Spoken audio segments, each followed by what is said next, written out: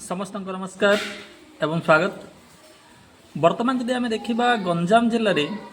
बाद नाचर जो पीकटा परंपरा अत्यंत पीक रे चली एवं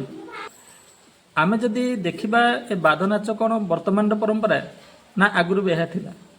ना प्रकृतर देखा गले ए बाद नाचर परंपरा आज नुह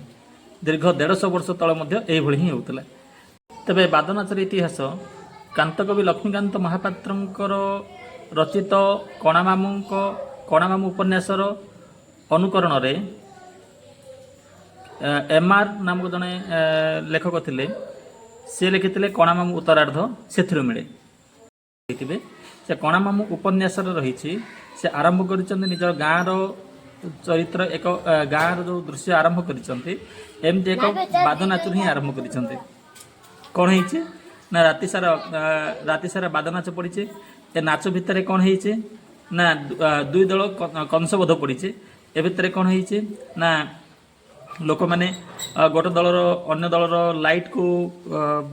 बाटुली मारी भांगी देइछन्ते पुणी डुएट होइछे पुणी सकाळु जो नाट भांगिया बदल रे आहुरी तीव्रतर होइछे ना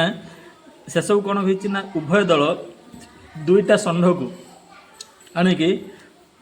उभय दल एपट गोटे षंढ सेपट गोटे माने रियल षंढ आनी उभय भितर झगड़ा करैछन्ते एवं शेष को षंढर झगड़ा एते तीव्रतर होइछे जे से कौन कर तार स्टेज लाइट एसब भांगी देइछि एवं नाट बंद होइछि। तेणु देखा गले ए बाद नाच आगुरी भी थिला किंतु एते परि वर्तमान जो भली होछि से भली नथिला किंतु यार इतिहास देखा गले 150 वर्ष प्राय पुराना किंतु मझे किसी दिन पर्यंत एटा बंद थिला परवर्ती मुहूर्त में बर्तमान पुणी थे यह बर्तमान कौन कर चली किंतु जो